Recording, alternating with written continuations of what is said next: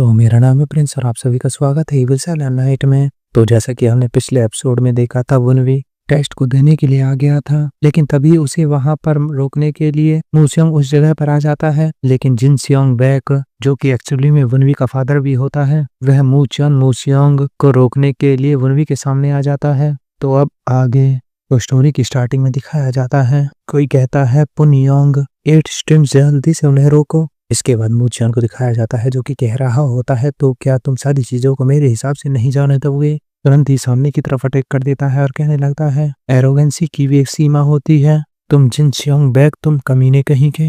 इसके बाद हमें दूसरी तरफ से जिन सियोंग बैक को दिखाया जाता है, जिसने कि उसके अटैक को बड़ी आसानी से रोक दिया होता है।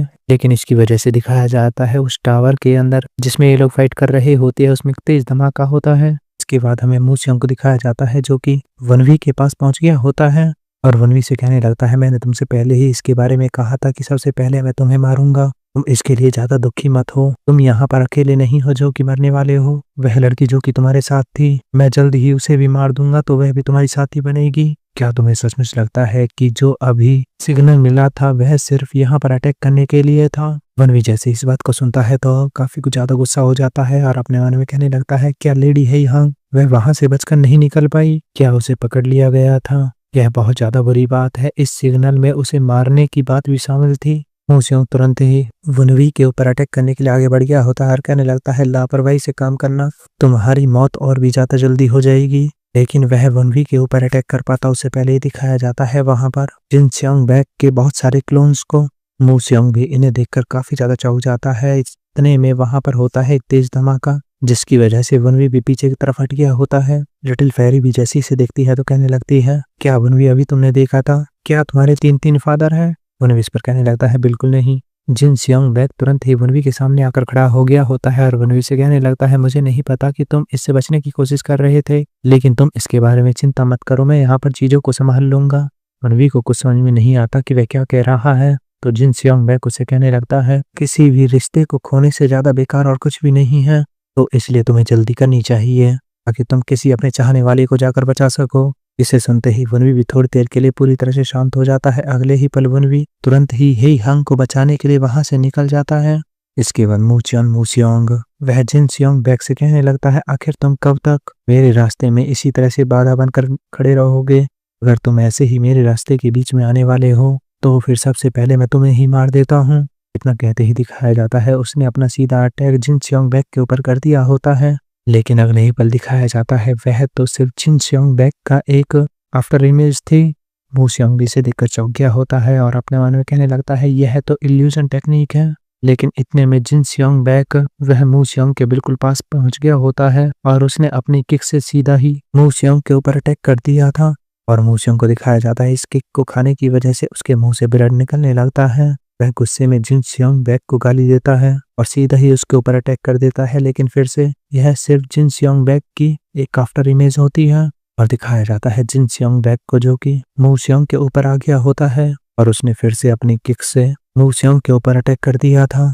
मूसियोंग तुरंत ही पीछे की तरफ घूमता है और जिन सियोंग बैक से कहने लगता है, क्या तुम्हें सचमुच लगता है कि तुम इस तरह की घटिया ट्रिक का यूज करते हुए मेरी इंसल्ट कर सकते हो? ऐसा मत सोचो कि इस तरह की किसी टेक्निक का यूज करते हुए तुम मुझे धोखा दे सकते हो। लेकिन अगले ही पल दिखाया जाता है जिन सियोंग बैक को, जो कि पूरी तरह से ठीक होता है और मूसियोंग से कहने लगता है, तुम कह रहे हो कि यह सिर्फ एक घटिया सी ट्रिक है, तो तुम मेरे सेक्ट को इसी तरह से देखते हो? जिन सियोंग बैक वह काफी ज्यादा गुस्सा हो जाता है और मूसियोंग से कहने लगता है, जिन्हें तुम घटिया ट्रिक बता रहे हो तो चलो ठीक है, मुझे अलाउ करो कि मैं इस चीज का असली चेहरा तुम्हें दिखा सकूं।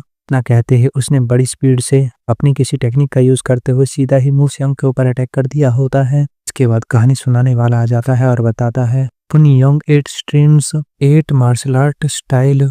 पुनियोंग 8 स्ट्रीम का मास्टर वह ना केवल 8 मार्शल आर्ट उनमें सबसे ज्यादा स्ट्रांग है, कोई ऐसा व्यक्ति जिसने कि 8 मार्शल आर्ट में पूरी तरह से महारत हासिल कर ली हो, केवल तभी कोई व्यक्ति पुनियोंग 8 स्ट्रीम की 8 मार्शल आर्ट की अल्टीमेट टेक्निक को अच्छे से एक्सिक्यूट कर सकता है। और तभी वे एक मास्टर होने का खिताब अपने नाम पर कर सकते हैं। और इसके बाद दिखाया जाता है मू सियोंग को, जो कि लगातार ही जिन सियोंग बैक के हमलों को रोकने की कोशिश कर रहा होता है, लेकिन बहुत सारे हमले उसके ऊपर आकर लगने लगते हैं, जिसकी वजह से मू सियोंग वह जिन सियोंग बैक का नाम जोर से चिल्लाता है, उससे कहने लगता है तुम ब्रेट, आखिर तुम्हारी इतनी ज्यादा हिम्मत कैसे हुई। इसके बाद दिखाया जाता है उस टावर को जिसके अंदर से एक तेज धमाका होता है।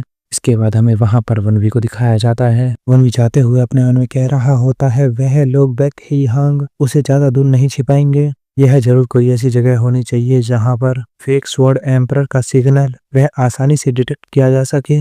यह देखते हुए कि असली मू सियोंग भी मूसंग पैलेस के बाहर नहीं बल्कि अंदर ही टावर के नीचे रखा गया था, तो वह भी जरूर हेवनली स्वॉर्ड सेक्ट के टावर के नीचे ही कहीं छिपी हुई होगी। अब भी सबसे बड़ी दिक्कत तो यह है कि इतने बड़े टावर के अंदर आखिर कहाँ हेवनली स्वॉर्ड सेक्ट वह स्वॉर्ड चलाने सेक्ट है, और उन्होंने बैक ही हांग के पास भी बहुत सारे गार्ड लगा रखे होंगे जिनके पास स्वॉर्ड होगी। ना कहते ही वनवी उस टावर के पास पहुंच गया होता है और वहां से स्वॉर्ड्स की आवाजों को सुनने लगता है।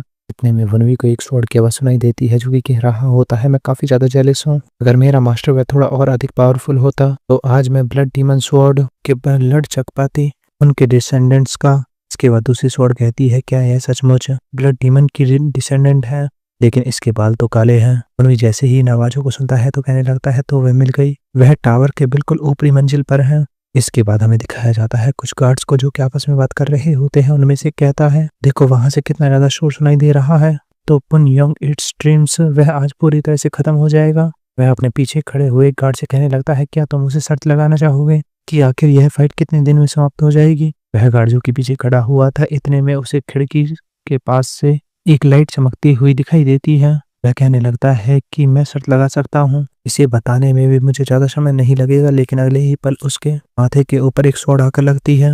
वह गार्ड जो कि उससे बात कर रहा होता है वह को समझ पाता उससे पहले ही दिखाया जाता है वनवी को, जो कि उस जगह पर आ गया होता है, और यहाँ पर वनवी अपने सिल्वर थ्रेड्स का यूज कर रहा होता है, जिसकी वजह से वही की झटके में उस गार्ड का सर काट कर अलग कर देता है। वहां पर जितने भी गार्ड खड़े होते हैं उन सभी का ध्यान भी जाता है वनवी के ऊपर। वह वनवी को देखकर चिल्लाने लगते हैं यहाँ पर एक इंट्रूडर है, उस एक आंख वाले कमीने को तुरंत मार डालो। लेकिन वह आगे कुछ कर पाते या फिर अपनी स्वॉर्ड निकाल पाते उससे पहले ही उन सभी के ऊपर अटैक हो गया होता है, जिसकी वजह से दिखाया जाता है वहां पर चारों तरफ सारे में ब्लड फैल जाता है।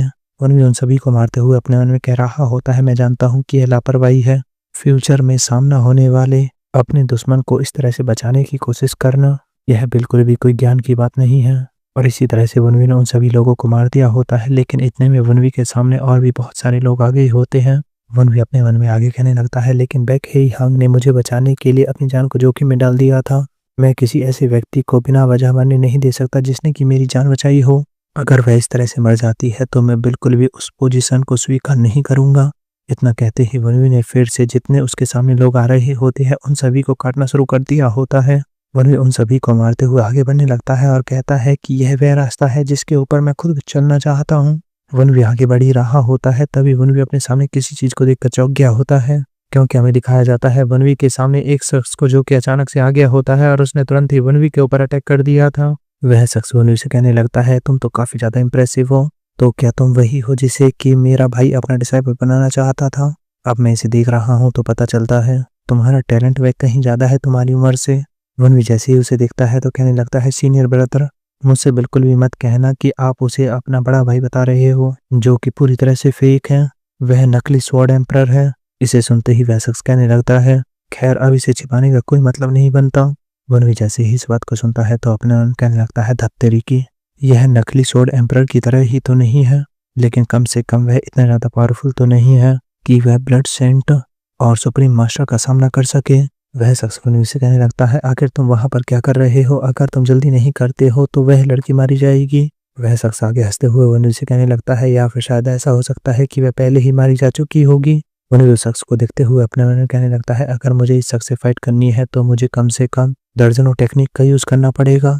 बातचीत करने की बजाय मुझे लगता है कि मुझे फाइट करके इस लड़ाई को पूरी तरह से खत्म करना होगा। इतने में दिखाया जाता है वनवी के पीछे एक शख्स आ गया होता है और वनवी से कहने लगता है ऐसा लगता है जैसे कि तुम काफी ज्यादा जल्दबाजी में हो। वनवी भी जैसे ही पीछे की तरफ देखता है तो उसे समझ में नहीं आता आखिर यह शख्स यहाँ पर क्या कर रहा है। यह लड़का आते ही वनवी से कहने लगता है कि इस शख्स को तुम मेरे ऊपर छोड़ सकते हो, तुम सबसे पहले जाकर अपनी औरत को बचाओ। अपनी औरत का नाम सुनते ही वनवी भी काफ़ी ज़्यादा चौंक गया होता है। और बस इसी के साथ ये एपिसोड यहीं पर ख़त्म। अगर आपको वीडियो अच्छी लगी हो तो याद से वीडियो को लाइक कर देना। मैं जल्द ही मिलता हूँ नेक्स्ट पार्ट में।